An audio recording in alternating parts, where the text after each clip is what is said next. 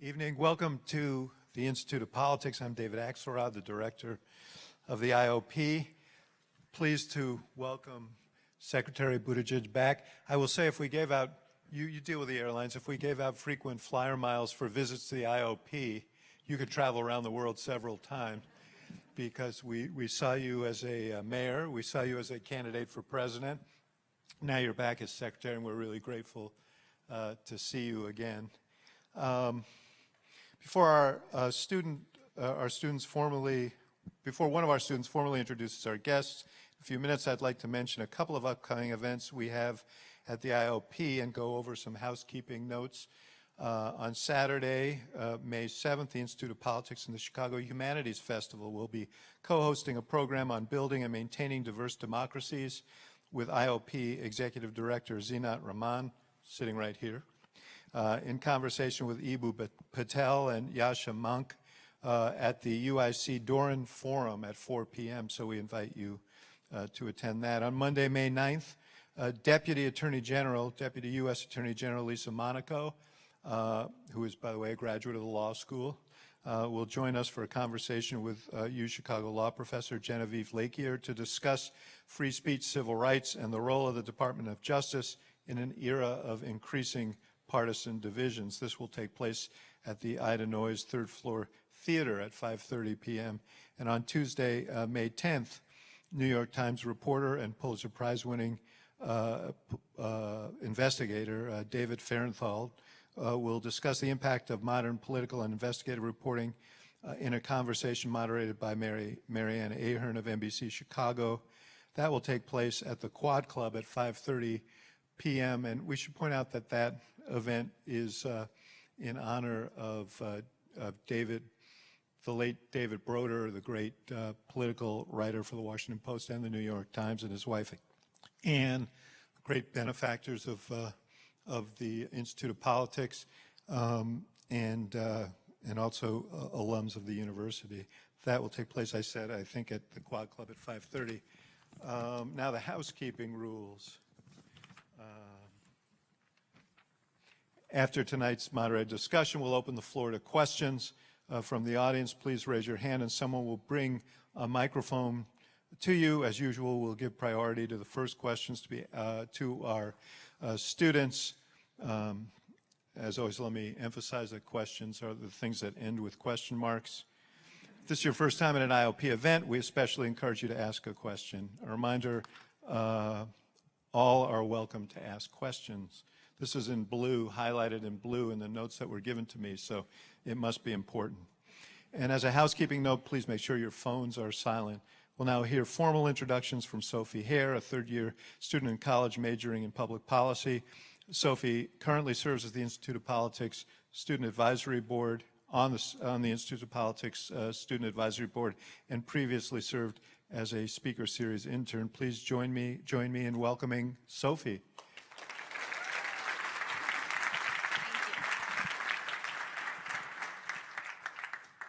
Hi, everyone.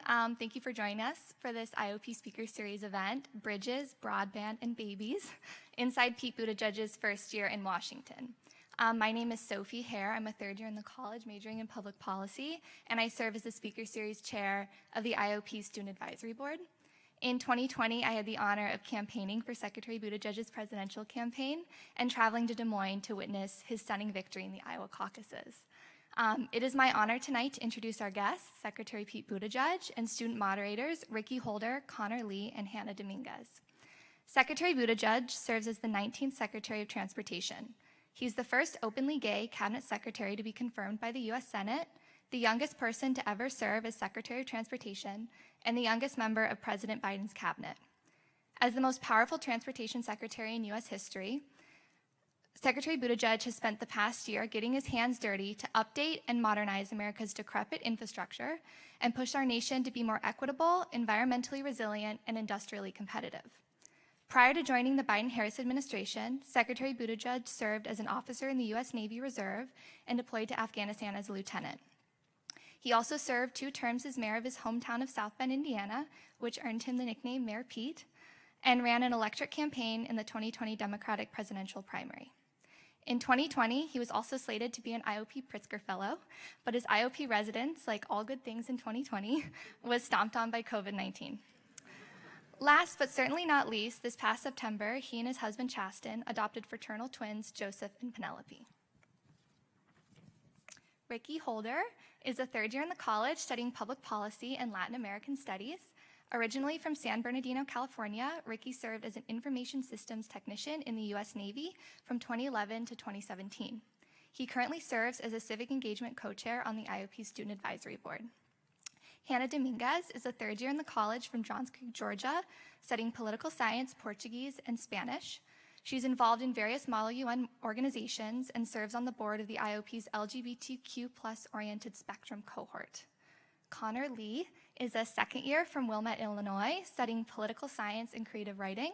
He serves as vice president of campus and student life on the undergraduate student government and as a class representative on the college council. He's also the IOP Civic Engagement Finance Intern. Thanks again for joining us, and please join me in giving a warm welcome to Secretary Buttigieg, Ricky, Hannah, and Connor.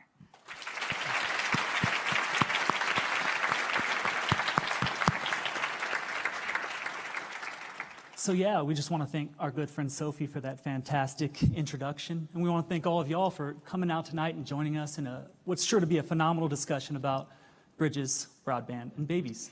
Thank you, Secretary Buttigieg, for joining us. The best part about having you here is you're a package deal. We got to meet your mother just a little while ago. It was delightful. And so we have so many topics to cover tonight, so I'll just launch into our first question, which is just catching up with you. Last time you were here, you were the mayor of the city of South Bend. You were a presidential candidate. It was just you, Chasten, Truman Buddy, got to shout out the dogs, against the world. And now you're the Secretary of Transportation and a father. So just talk to us about the transition to Washington and some of the challenges you've had to navigate with all these changes in such a short time. Yeah, first of all, really excited to be here, and thanks to the IOP for having me and to all of you for joining. It's a lot. It's quite a change. And the bottom line is I have the best job in the federal government right now. At least I think I do, because I get to work on building the future. And so that when you have a job that's meaningful and exciting like that, that animates you. And what I didn't bank on was the other things in my life that were going to change. We'd hoped to become parents for some time, and we got a phone call after a few false starts, as happens to a lot of adoptive parents. But when the phone call came, it was less than 24 hours notice. And by the way, it was twins. And our whole lives changed. Chasten and I were both traveling. We got on flights. I got on a flight. He got behind the wheel. We converged at a small rural hospital, and we're holding in our arms these two children who have just changed everything. And I'm like every sappy new parent that I've ever known. So forgive me on that. But it's been obviously an incredible thing. And it's refocused my attention and my understanding about my relationship to the world and to the future. And we're in this row house, 2 dogs, 2 dads, 2 kids, figuring out how to do that as all parents do. And meanwhile, figuring out how to do a job that is just full of purpose and energy and intention. And figuring out how to navigate this moment that we're all working through as a country, as a society. And just when you think things are sort of stable enough that you can take account of them for like a week, you check the news and something else seismic happens. And in that respect, at least, I think I'm in the same boat as just about everybody in this country. Yeah, speaking next to specifically your role as Secretary of Transportation, there have been a couple of key pieces of legislation that have passed in the last year or so, which we know of. First is the $1.2 trillion Infrastructure Investment and Jobs Act, which was passed in November. There is also the $1.9 trillion American Rescue Plan, which was passed in March 2021, aimed at helping the country recover from the pandemic. So regarding first the Infrastructure Act specifically, could you explain the role that the department played in its inception, its development, and will now play in its implementation across the country? Yeah, so as a department, basically I work in a building full of people who have waited their whole lives for a moment like this. We're talking about legislation that is creating the largest infusion of funding into the American transportation system in most of our lifetimes. We're talking about the biggest investment in our interstate highway system since the interstate highway system was created, the biggest investment in Amtrak since Amtrak was created, the biggest investment in public transit ever, the most that we've been able to do for ports and airports. Obviously, it's just a colossal moment for U.S. transportation. Our role in shaping it was to try to provide the technical information to get it framed right, but also to make sure that it took shape in the right way. It's not enough to just throw money at roads or throw money at airports. Every transportation decision is also a decision about what kind of country we're going to be.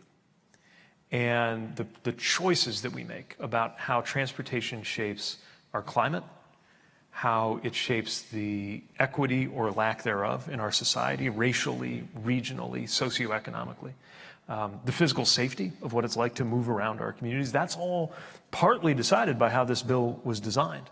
So our focus was trying to make sure that it was as effective as possible. And then just, of course, trying to get it passed. A lot of phone calls, a lot of give and take, a lot of time in the Oval Office with the president, working with senators and members of the House from both parties to scope out where there would be a deal, because it really was important to the president, to the administration, to craft this on a bipartisan basis. And I know people scoffed. Some people did when the president came to Washington believing that we could do something this big on a bipartisan basis. The idea of a bipartisan anything law seemed far-fetched. But we were able to get a bipartisan infrastructure law through that will now allow us to make these investments. And now, of course, our order of business to actually make it happen, because it's one thing to pass the law and it's another to actually deliver the value, to build the things that we set out to build. And that's the focus of our department and will be for a very long time. So continuing on with this discussion of infrastructure, I want to ask a Chicago-specific question. So many people on the south side of Chicago have been frustrated with the lack of reliable and safe transportation services. The Chicago Transit Authority's $2.3 billion Red Line expansion project is likely to begin in 2025, and that will have ripple effects that bring housing and retail businesses to the south side. So on the one hand, thinking big picture, how is the Bipartisan Infrastructure Act going to support the city of Chicago? And then on the other hand, thinking more specifically about the south side, how will the Infrastructure Act support initiatives like the CTA Red Line expansion project? So here's a great example of what I mean when I talk about how safety, equity, climate are all in play in every decision that we make. And I should start with a caveat that there may be applications that come in that we haven't made decisions on about what will get funded when. But one thing we can say, and I've been there, I've been to 95th Street, been on with the CTA leadership on the Red Line, is that we see what's at stake in providing great transit. From a safety perspective, transit is just a safer way to get around. We might get more into this later, but there is an absolute crisis in roadway deaths in America that we're working to fight. And so almost by definition, the more people take transit, the fewer deaths there will be in American transportation. Climate-wise, the number of cars that are not on the road when even a handful of people choose to take transit, have the option to take transit, is the kind of difference maker that's going to be, I think, as big a part of the story of how we confront climate change in transportation as the electric vehicle work that we're pursuing energetically. And then equity-wise, here's one way to think of it. There's a public housing community called Altgeld Gardens that's on the south side of Chicago in a neighborhood called Roseland. There also, as chance would have it, is a community in Indiana close to South Bend where I live called Roseland. It takes as much time for somebody who lives in the city limits of Chicago, in the neighborhood of Roseland, to get to the Loop to do a job, if they have a job there, using public transit if they don't have a car, as it does to travel 90 miles from Roseland, Indiana, if you do have a car. So the implications of that are economic isolation for people who live in the city because they're not adequately served by transit. That's what the CTA is working to change. And what we're able to do is potentially provide more dollars, more resources to help them make that change. These are the things that have been talked about for a long time. They're the reason that there's been so much excitement about the possibility of infrastructure. Matter of fact, I would say this is one of the areas where I was, to be honest, fooled by the last administration. I actually thought they were going to do infrastructure, if for no other reason than everybody loves it and it would have been good for the economy. And there was a lot of talk about it, and obviously it didn't happen. That we finally actually got a big infrastructure deal through means a particularly great deal to those who have been left out by the infrastructure choices of the past. South Side transit expansion in Chicago is just one example of that. Yeah, so this wouldn't be an Institute of Politics event without a little discussion of politics. So with the midterms coming up, if polls are to be believed, there's a general dissatisfaction in this country where a lot of Americans have not seen what the Biden administration has delivered for them. So my question for you is, how does this infrastructure package, how does what we're talking about now help counteract some of the concerns of the American people? Well, again, first of all, it's the fact of its passage is a huge deal. In any normal presidency, in any normal time, that alone, certainly that and the rescue plan that you mentioned earlier, would stand as presidency-defining accomplishments. Trouble is, we're not living in ordinary times. The things that we're up against as a country, still working our way out of the COVID pandemic, dealing with the economic ups and downs that we have, the division in this country, the threats to our democracy, obviously mean that the bar has been raised incredibly high for any president and any presidency. But within this realm of infrastructure, we're ready to deliver now. Now, I should also say, by its nature, infrastructure takes a while to complete. Some of what we're doing is like building a cathedral. And we do need to have honest conversations about the process of delivering that and how it can take some time. But the process of delivering it, before we even get to enjoy the new infrastructure, is also immediately creating a lot of jobs. And one of the things we've seen is, even prior to this infrastructure bill fully turning into dirt moving on projects around the country, is an amazing drop in unemployment. 3.6% unemployment. And we're going to need to work to sustain that level of high employment. The infrastructure bill is part of how we're going to do that. So we're creating jobs. If we get this right, we're going to be creating wealth for a lot of people who have been left out of wealth creation in the American past. And we need to tell the story. Part of what I'm doing here, I just cut a ribbon on a transit center improvement in Joliet that's been years in the making. That is an example of what we'll be able to do a lot more of, thanks to this bill. But we need to, I think, make clear, with maybe a little bit of shamelessness, how these improvements came about, what it's going to take to deliver them, because they didn't just happen. And increasingly, the improvements you're going to see are not things that would have happened anyway. They happened because this administration came in, and where administration after administration, Congress after Congress, said they were going to deliver a big infrastructure package and couldn't. We actually have. Thank you. Yeah, so going along the same lines of political developments in lieu of the upcoming midterms, we'd be remiss if we didn't talk about some recent developments we've seen across the country. So first, according to the Supreme Court draft opinion, Roe v. Wade is likely to be overturned in the upcoming months. There's also an added concern that the same form of legal reasoning will be used to target LGBTQ+ rights, which have already been under attack through the passage of acts such as Florida's Don't Say Gay bill in recent months. So overall, our question is, what is your message to those affected by this regression, so to say, in politics that we're seeing? And what can be done to combat these attacks on fundamental human rights, especially ahead of these upcoming midterms? It's the question of the day, isn't it? And I know there are people in this room and there are people around the country who are wondering and worrying what this turn means for them, what it means for all of us. I'd be lying if I said I had an easy answer on that.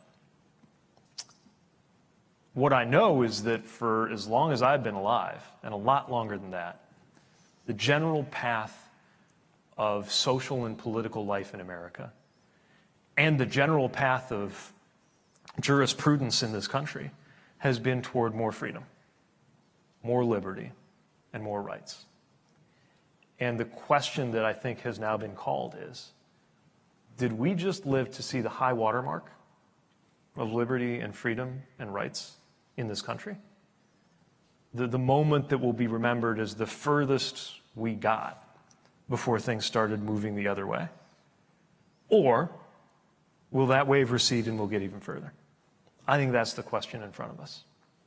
So as somebody who believes in a woman's right to choose, as somebody who believes in the decision we made as a society, not just the decision that was made in the court, but I would argue a decision that we have made, at least a majority of us are on board with as a society, that even if we cannot come into alignment on the incredibly complex, difficult, philosophical, moral, and sometimes spiritual questions over things like where to draw a line when deciding about terminating a pregnancy, that we could at least agree on who gets to draw that line.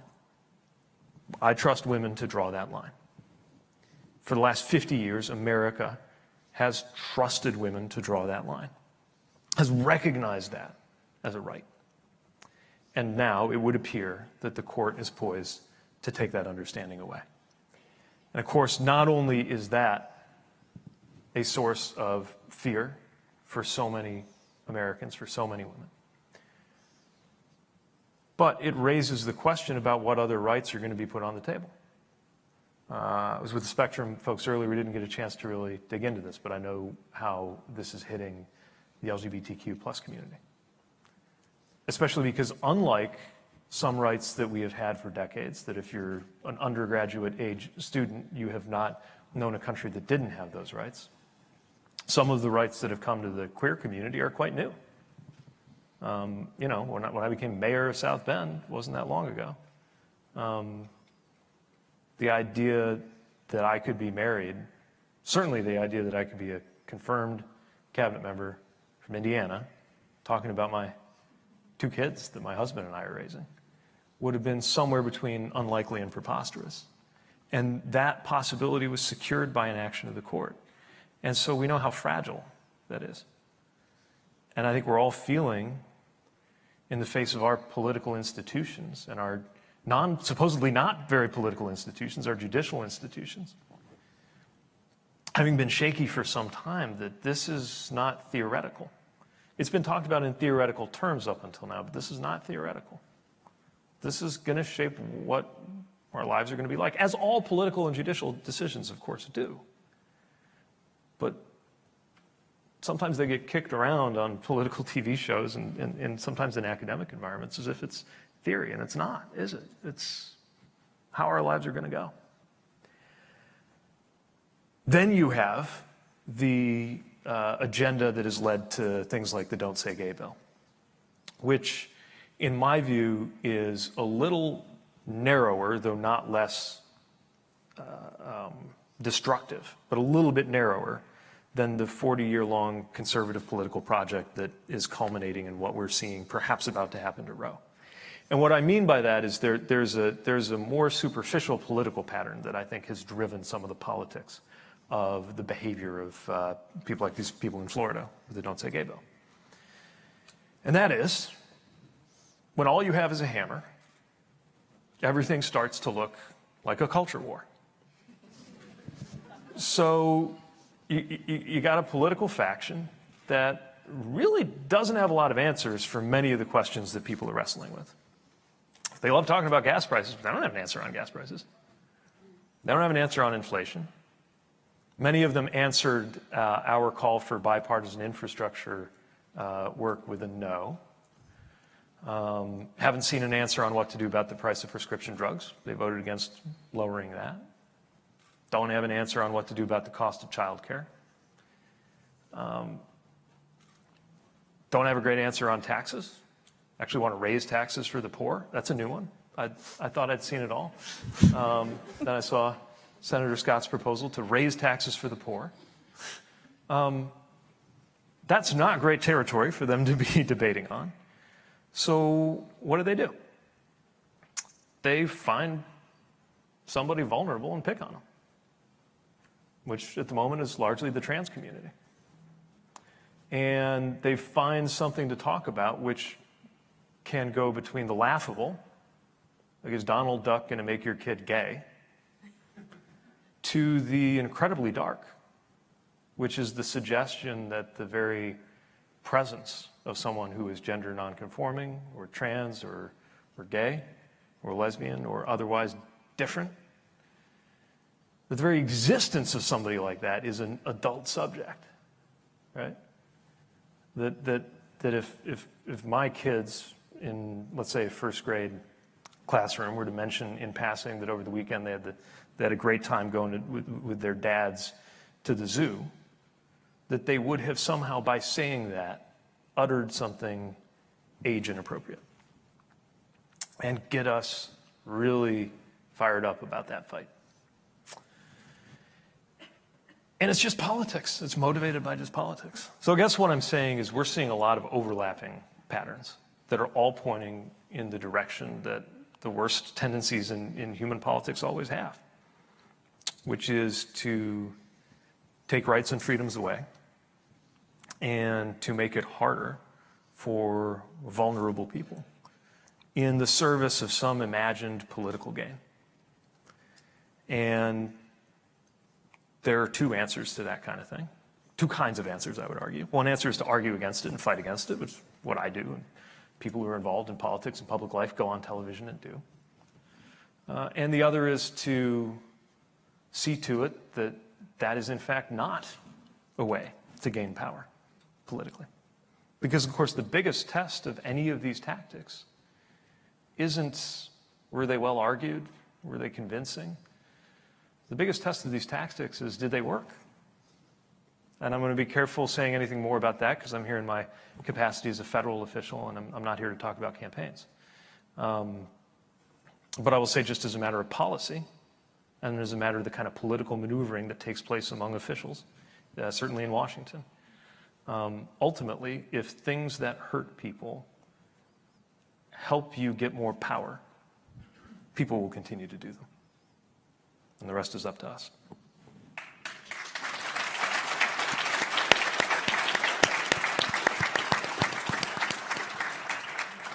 So after discussing those pretty devastating developments, I do want to ask a more optimistic and hopeful question. Good. I'm ready for a more optimistic and hopeful question. I think we all are.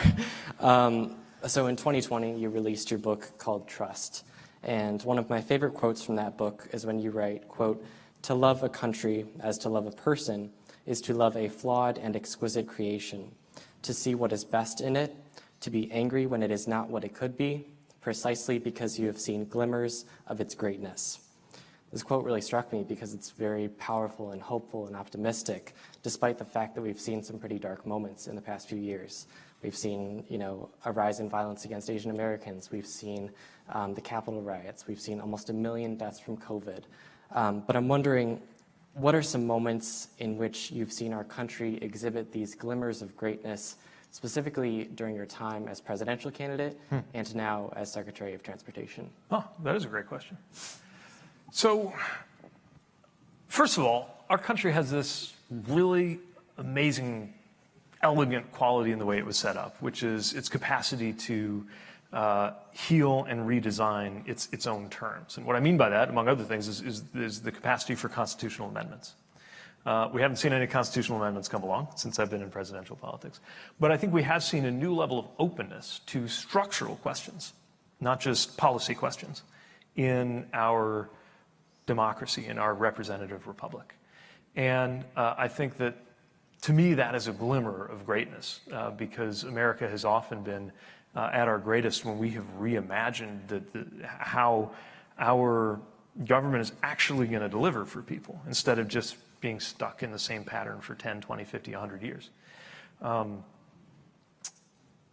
I've also seen on some really important issues some things that are really encouraging. Mental health, the conversation about mental health, just in the 5 or so years that I've been involved in politics at a national level, has changed in a much better direction. We can talk about mental health in a way that, I'm not saying it's easier, we're over the stigma or anything like that, but we're in a much better place than we were in terms of a readiness individually and socially to talk about what people are up against with mental health, the principle that it should be as safe and as acceptable to talk about an experience with let's say, depression as it is to talk about a torn ACL. And I think we're on a really healthy We're on a really positive path there. I've seen the involvement of young people in politics and political processes. Obviously, I saw it as a candidate in a way that was really inspiring and moving. I've seen it before and since, where I think young people have come to understand the moral authority that they carry on many of the issues of the day. We certainly saw it in the response to the Parkland shooting and the way that that created not just a moment, but a movement. The way that a new generation of people is talking about climate change, that I think is really inspiring and encouraging. And it's all the more inspiring and encouraging. I know this is supposed to be the optimistic question, but I should say the context of it, among other things, that's amazing to me is that if you're college age now, the last real policy triumph, in my judgment, that you've seen, I guess would have been the passage of the ACA. If you're college age now, how old would you have been when that happened? Middle school, 8, 9, 10, 11, something like that? Okay. So if since then you've mostly seen policy failure and you still find it worth engaging and trying to make things better, that's a glimmer of greatness, I guess. That's a sign of determination and resilience to make things better than they are, instead of just accepting that things are always going to stay the way they are. And that's pretty inspiring I'd like to think I'm not that far out of college, but I guess I could say it's inspiring for an old timer like me. Yeah, so at the outset of Connor's question, we talked about love of country. And one radical expression of loving one's country is service to one's country, an identity that you and I share as we both served at the Navy, albeit in different capacities. And I know there are a lot of folks here tonight who are affiliated with the military community. And one challenge that we're struggling with in this country is the growing civilian-military divide. Yep. I know a lot of my friends, we express the belief that the military is the most talked about community, but the least understood, because it's so simple to do thank you for your service and move on your way. So my question for you is, you were one of the only presidential candidates in 2020 that served, and you were one of 2 in the cabinet. So how does your perspective as a veteran shape your approach to politics? And I would love to hear your thoughts about the growing civilian-military divide and how we can bridge that. Yeah, it's a great question, because I think the military, the veterans are often more appreciated than understood. I don't know if that's been your experience, but certainly feel that way. And I'll tell you, the big thing that I bring with me is the attitude and the spirit of coming together across radical divisions and differences that I experienced. So ironically for the Navy, I got sent to a landlocked country, Afghanistan. As you know, the needs of the Navy, as they say, send you wherever Uncle Sam wants you to be. And a big part of my job was just driving. We called it military Uber. I was one of relatively few people qualified with on a certain kind of weapon in my unit, which meant that for my commander to go out, somebody had to go out with him, and it was usually me if we went outside the wire. And so I drove around a lot. And sometimes I would recruit others to drive with me, either around Kabul or on a somewhat riskier path between Kabul and Bagram Air Base. It's about an hour-long road trip. And the thing is, when somebody was getting in my car, they definitely did not care if I was a Democrat or a Republican. Were not in the least interested if I was going home to a girlfriend or a boyfriend. Couldn't have cared less what I thought about the divisive political issues of the day. They wanted to know if I was alert, if I'd had my coffee, if I'd read the briefings, if my weapon was in good shape, and if I'd trained well on how to use it. That's what they would have wanted to know. And I found people I had nothing in common with, and hadn't had that much time to get to know either. Like an exchange of salutes or maybe a handshake, and off we go. That we were trusting each other with our lives. And the truth is, we actually all trust each other with our lives more than we realize. We do it by participating in a democracy, and we do it in a lot of other ways. But I think, obviously, that kind of environment kind of puts a finer point on it that makes you really think about it. And what I found is that people who served have, I think, that quality of being often capable of seeing through not just superficial differences, but profound differences to relate to people who are still fellow Americans. And that's a spirit I would like to see cultivated more, especially at a time like this. And across the civil-military divide, I guess what I'd like to see is that spirit brought more into the civilian world. And I don't say that in the spirit of a kind of milquetoast unity that we're all going to just look past our differences and easily get along. I mean a sense of purpose and a sense of being bound together in certain national projects. I would argue that the race to beat climate change is such a national project. I view the delivery of the infrastructure that we're undertaking as such a project, that are so compelling, so important, that people could, on the strength of a handshake or a salute, trust each other to become teammates overnight. And the more of that we can get in our country right now, the better. Absolutely. I couldn't agree more.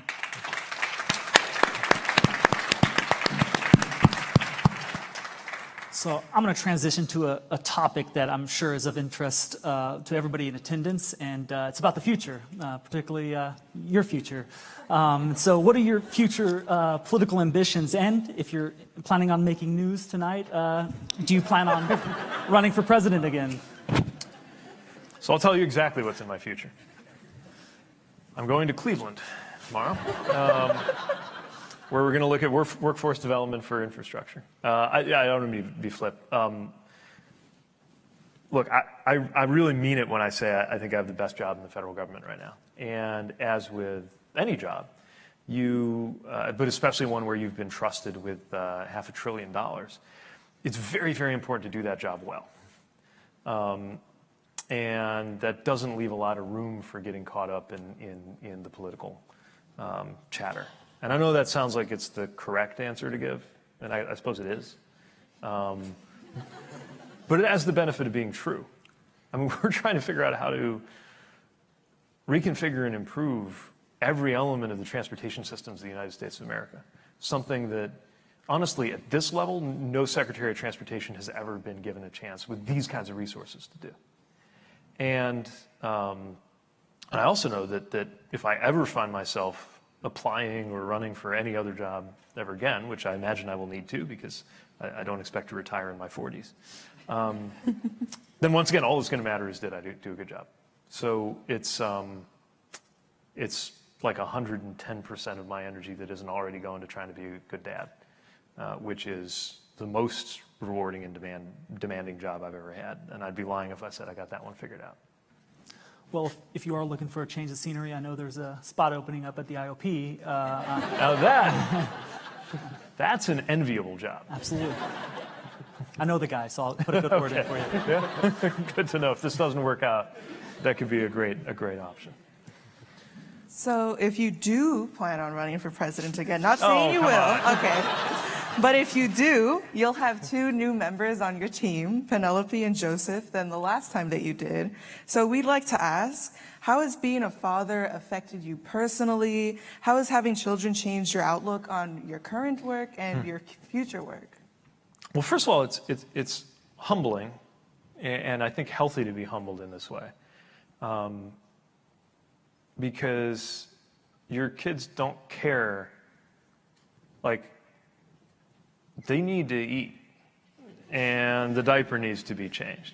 And just because I'm a little bit late and I'm on my way to see the president doesn't change the fact that they need to eat and the diaper needs to get changed. And also, just for those of you who, as I was 6 months ago, don't actually know much about the specifics of having an infant, I was not aware that they need to eat every 3 hours. That means they need to start to eat every 3 hours.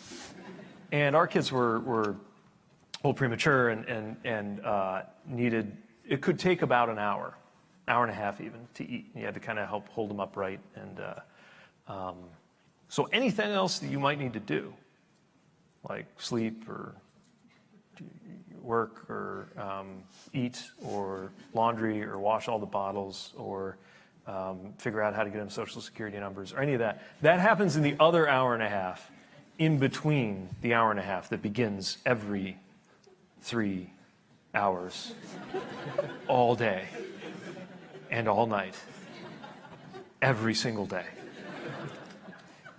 And the other amazing gift of becoming a parent is, I don't want to say you don't mind. It actually really can be crushing. but somehow you also don't mind. And, up until 5 or 6 months ago, if I were to be vomited on, I would mind. And now it's just like, okay.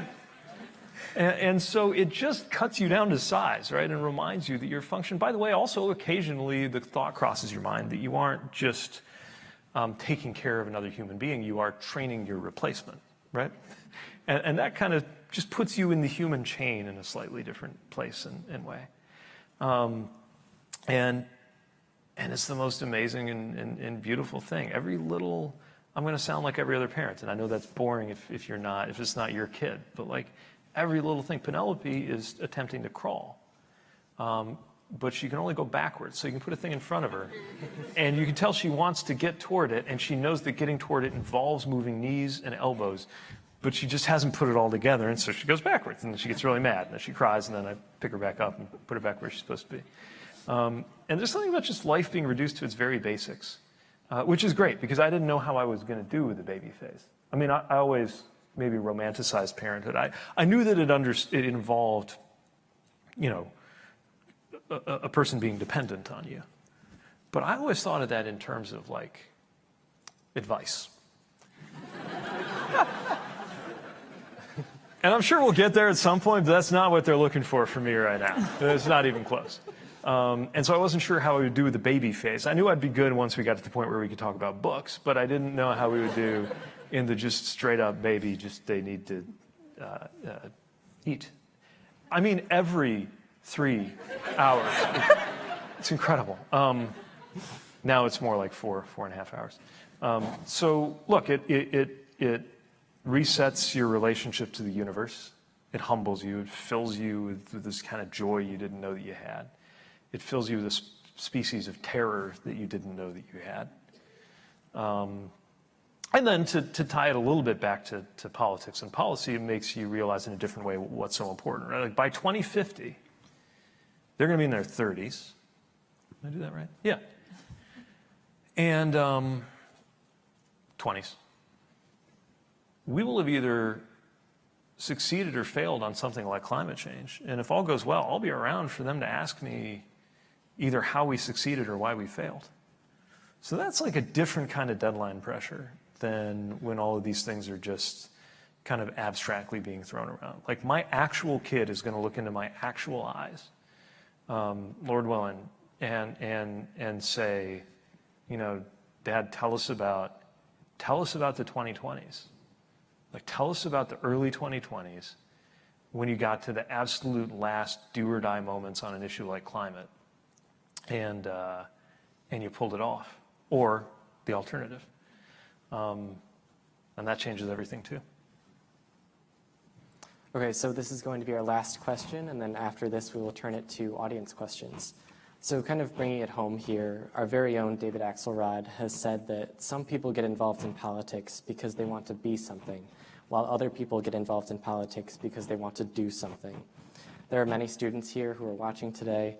What is your advice for young people who want to follow a similar path as you and not just be something, but rather do something to improve their community through public service?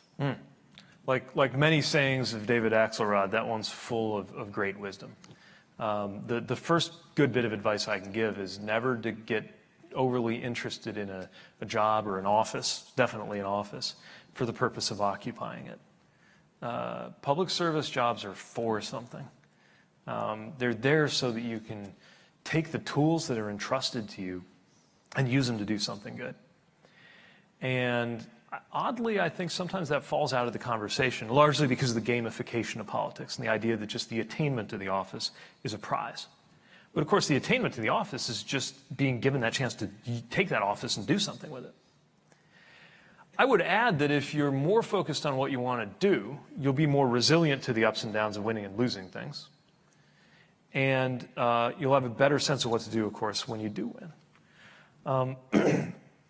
I would also add that a reason not to get overly hung up on a particular office is that you don't know what's actually going to happen in the world, and you don't know what's going to happen in your life, and you don't know when it's going to make sense to seek an office. So every time I've ever sought office, and by the way, several times I've decided not to, The process I went through was I looked at what was going on around the office and around the country or the constituency, and then I looked at what I had to offer. So when I was thinking about running for mayor, the issue in my hometown of South Bend was that there was a sense that the city had lost its energy. We'd lost our big employer, Studebaker, the automaker, 50 years earlier, and we're still getting over it. And above all, the big measure that was telling people that our city was maybe not even going to make it. We were on this list of dying cities that Newsweek put out. The biggest measure of that was we were losing our young people. And I thought, well, I'm a young person, and I care about this city, and I believe in it. And it turned out a lot of my friends felt the same way. And so it turned out that, and there were also some issues about whether the city could really be effective economically, and I'd studied economics, and I was working, among other things, in economic development as a consultant. I thought, okay, I have some skills and some stories and an identity that kind of matches this moment.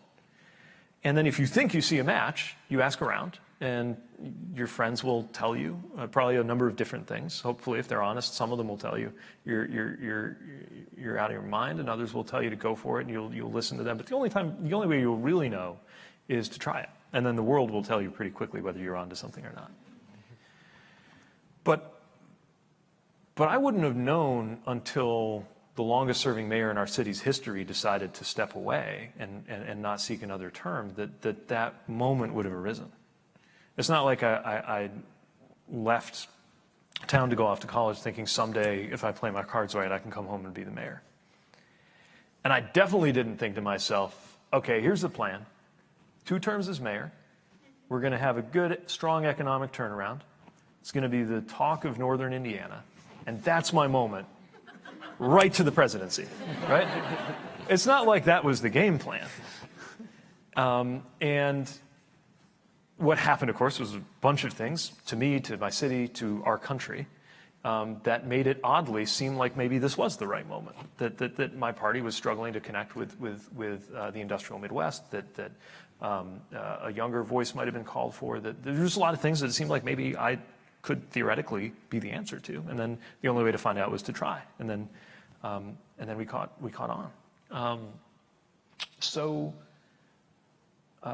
I guess what I'm saying is, if you know what you're trying to achieve, not in terms of the title you're going to have, but in terms of what difference you're going to make, who knows what opportunities are going to come to you? Maybe you think the difference you're going to make is you're going to contribute to peace in the Middle East. And you might think that the way you're going to do that is going to be to take all the right steps to become the Assistant Secretary of State for Near East Affairs. But then somewhere in your life, something happens and you wind up having a scholarly insight that leads you to become an academic. And you never live or work anywhere near the halls of power. You could be right here at the University of Chicago, but you wind up writing an article that changes the way people think about what the Middle East even is. If you're driven by purpose, then one way or the other, you're going to get to have that impact. If you're just trying to make sure you did all the things so that you could maybe get the job, you might get the job and have no idea what to do with yourself. And the good news about this advice, which I hope is good advice, and I hope is useful, is that it takes a little bit of pressure off you too. Because, look, you're at an elite university that has only, as I understand it, this environment has only become more of a pressure cooker since I found myself packing my bags for an elite university. And you were expected to have every twist and turn figured out because that was probably part of what was expected of you in order to even get here. And so that pressure has built up. And it's just not sustainable to go through the rest of your life with that kind of pressure over how you're going to hit the next wicket and take the perfect path. Not only that, if you're focused on that, you may not have your head up enough to see what the actual opportunity is to make the biggest difference in your life, which you might make by becoming president of the United States, and you might make in a viral moment having a conversation with somebody on a street corner. And you might make without anybody ever learning your name. So that's a very, very long-winded way of saying what David perfectly said in about 10 words, which is to worry less about what you're going to be, what title you're going to have, and just focus on the difference you want to make.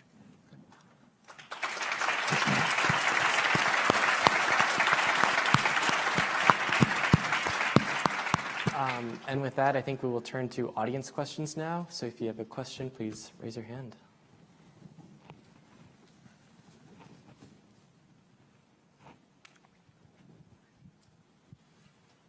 Hello, Secretary Buttigieg. Thank you for being here today. It's an honor to have you speak here. My question is around energy transitions. Approximately 5 years ago, Science Magazine published an article that was a roadmap to carbon neutrality by 2050, which, according to the IPCC, is their only hope at actually curbing climate change. The article had a set of massive milestones at the end of every decade from 2020 to 2050, including carbon taxes, fully phasing out fossil fuel transportation, creating an electrical grid that is able to compete with any sort of other form of transportation on air or ground. How does the federal government think about these sort of specific goals? And are we thinking in that 5, 10, 20, 30-year space of creating specific goals that are going to lead to this massive energy transition and how to effectively accomplish it? So I don't know if you could just speak to whether there are goals and which goals they are. Sure, yeah, I'll speak mostly to the transportation goals because those are the ones that I work the most. But it is part of that broader path that you're talking about. And I think that the overall framework that we've been following, especially in the international context, is to keep 1.5 alive, right? To have a shot at keeping the warming down to 1.5 degrees by then, which, by the way, is still hugely disruptive, but avoids the most terrifying, irreversible consequences, we think, of climate change that we're already beginning to see right now. That involves some of the kinds of things you're talking about in terms of the overall transition in energy. Specifically with transportation, that means we've got to do several things to reduce the environmental impact and the emissions of trips, to shift trips from one mode to another. So every time somebody has the option of taking great transit, for example, or active transportation, if walking or biking is feasible where they live, and doesn't have to drag 2 tons of metal with them everywhere they go, even if that car would have been electric, that is, emissions-wise, that's going to be a big win, right? There is improving the nature of the trips. And even, over time, good planning means some trips that now don't make a lot of sense anyway in people's lives could be rendered obsolete. In other words, if you live in a well-planned community or neighborhood where you don't have to go wildly out of your way in order to shop relative to where you go to school or relative to where you work. There are very concrete goals attached to some of these things, especially the reduction of emissions from any given mode of transportation. So, for example, just in our federal fleet alone, the president has charged us with going electric by 2027. By 2030, we've got to get half of the private fleet to be electric. Knowing that that's going to take a lot, but we'd still have a lot of internal combustion engines on the road. That's one of the reasons why my department has upped the ambition on CAFE standards, the fuel economy standards, because we're still going to have gas-burning cars on the road, obviously, for a very long time. Cars that are sold today will be on the road for a very long time. So we have to make those maximally efficient. Then we have to make sure that the grid is actually built out to support these kinds of electric vehicles and to support other forms of electric transportation. Then we got to work on the harder to decarbonize sectors. So aviation has a goal of net neutrality by 2050. That is radically more challenging in some ways to imagine than it is today, because today you can buy an electric car and obviously you can't buy an electric wide-body jet. So what we do have are things like sustainable aviation fuels, which are in their infancy and a long way from being cost competitive. But we've launched a grand challenge on sustainable aviation fuels that my department's undertaking with the Department of Energy and actually agriculture, because biomass is part of that story, to look at what we can do to reduce the life cycle costs of fuels going into engines as we know them today. Stuff you could blend into fuel right now for an airplane that's taken off from O'Hare tomorrow, even while we're trying to figure out some of those propulsion challenges that we really do need to solve by the 2040s or 2030s in order to hit some of these goals. So what we have to see is across every sector, transportation, buildings, heating and cooling, right? The planning and design of cities, agriculture, right? Where there is carbon negative farming being talked about. Well, on some level, certain kinds of farming are already carbon negative. Remember, the original carbon capture and sequestration device is, plants. So there are things we can do there. But the right kind of soil management, the right kind of processes need to go into that. Deeply unsexy and profoundly important things like building materials, pavement, concrete, carbon negative concrete is a possibility.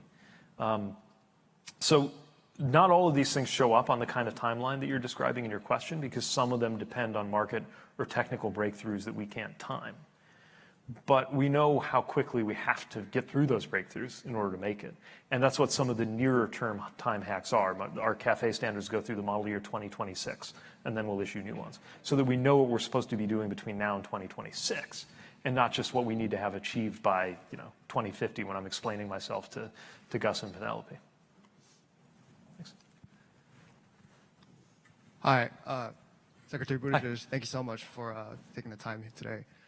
My question is around a little bit of your personal background. So among the other things that you have done in your colorful resume, you have served as a management consultant for 3 years.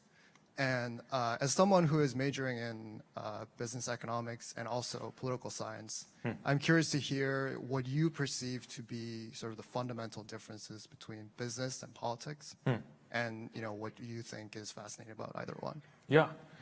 So they're very different worlds, although they're very related worlds. Sorry, that sounded so. Let me just explain. There's just a fundamentally different set of objectives in business. And obviously that's true, they're for profit. But what I also mean is that there's a little more clarity usually about how you set your goals and targets in business. That is actually one of the things I do think can and should be imported into politics and policy. A lot of times when people say, oh, we ought to run this government more like a business, actually no. And there's some reasons why not. But one area where I think that is true is in the ability to focus on certain measures of what's going well. Because fundamentally, any business enterprise, its objectives boil down to a number on a page. And if it went in the right direction, you're doing well. And if it went the other direction, you're not. Right or wrong, that is what a business is organized to do. And we struggle with a lot of overlapping and contested priorities in politics and public policy. But when it's about delivery, often you can do the same thing. So we do a lot around KPIs, like business speak, key performance indicators. But sometimes across all of our really convoluted, overlapping standards and procedures around road design, for example, I'm trying to boil it down to an incredibly simple and important number. How many Americans died on roads this year? And is it going to be more or less than last year? And there's a kind of focus we can bring that I think emulating some of the tactics and approaches that are used in the business world to focus teams could be really healthy. The other side of the coin is the purpose of politics and public service, correctly understood, I think, is to make the world a better place and to make people better off. It's not exactly the purpose of a business organization. In a healthy, well-regulated environment, business can function to do that by creating productivity and prosperity. But fundamentally, it's about delivering shareholder value. And technically, if you can deliver more shareholder value by making the world a worse place, and you're not breaking any laws, you have a fiduciary obligation to try to do it. I mean, there's all these interesting things going on with, corporate social responsibility and redefining, but fundamentally right now, that is the problem. And so, in a healthy system, business creates prosperity. But even then, the rewards are different. The reason I realized after working with some great colleagues and on some very interesting issues and problems, including things I thought would be not terribly interesting, like grocery pricing. And I wound up analyzing grocery prices, and that was how I learned about big data and opened up an analytical side of my mind that I didn't know was there because I was pretty much a humanities guy. But there was a moment when I got up from an afternoon of number crunching and went to get a cup of coffee. And as I was walking back to my seat in the little team room we had set up, I had this moment where I thought, I don't care. And that was when I knew it was time to get out of client service. Some people can motivate themselves by the desire, the professionalism, and the desire to do a good job for their client. And that's more than enough to propel them. And they do a great job, and they thrive. But if you're going out of your way to make yourself care, compared to public service, where literally everything you do by definition matters to the prosperity of a community somewhere, and maybe to your country, if you're attracted to that sense of purpose, that could be a sign that that's really where you're going to be more energized. Might not be as lucrative, might not be as well regarded or respected, but it's got other rewards that there's just nothing like them. So this next question is coming in from online. So This is a question from Brian, who's watching online. What can the Federal Department of Transportation do to address inequity issues in education outside of the classroom? Can the department inequity outside of the classroom? So if it's about access to, I'm trying to think about how we serve education equity outside the classroom. I mean, first of all, obviously just access to the classroom itself. So if part of the question is how do we connect people up to educational opportunity, it's making sure that you can easily, affordably, and safely get to whatever institution or community resource is going to help you educationally. I'm trying to make sure I understand the question. Am I missing something? I think you got it. Okay.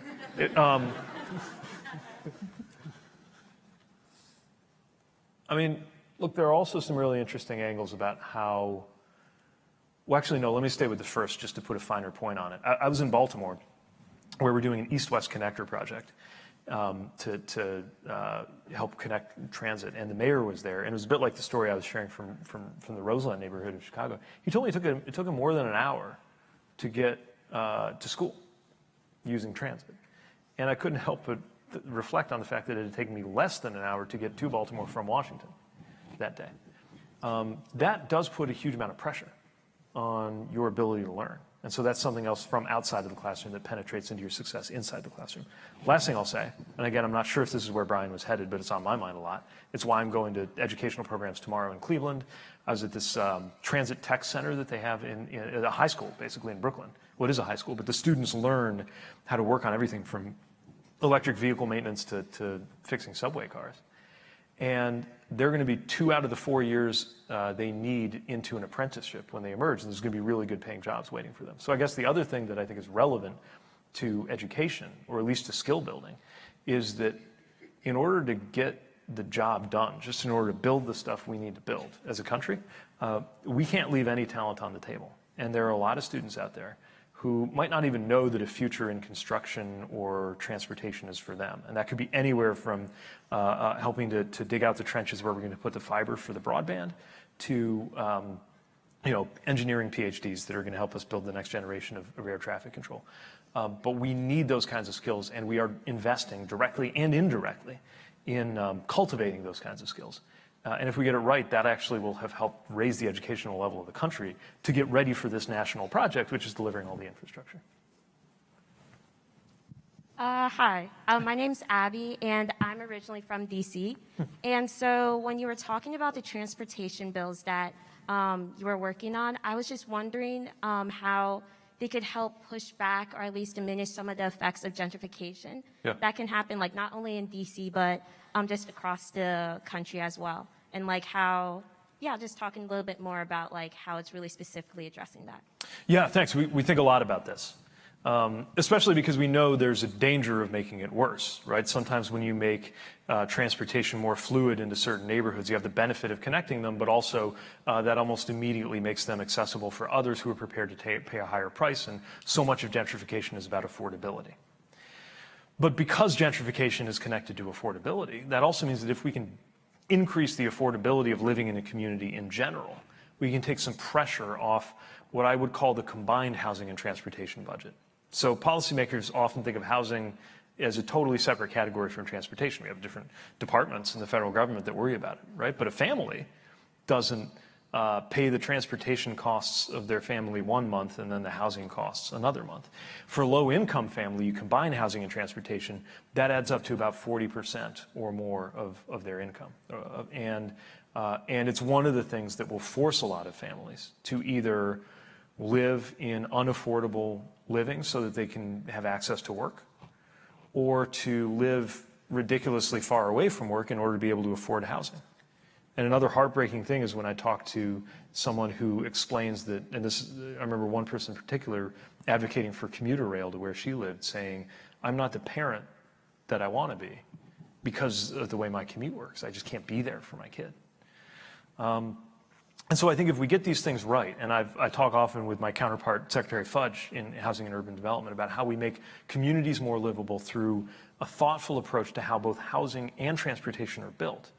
And as you know, often, especially with affordable housing provisions, you can very specifically and intentionally ensure that neighborhoods that people aren't priced out of their own neighborhoods as the economic tide rises. That we can weave transportation into that to make sure people are connected to opportunity and get to stay right where they are, and that the character of a neighborhood and the life of a neighborhood is sustained.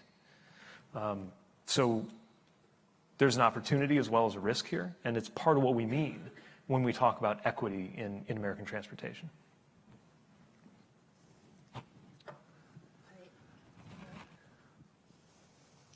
Can you hear me? Yes. Hi, everybody. That was the last question. So I just wanted to say thank you to Secretary Buttigieg.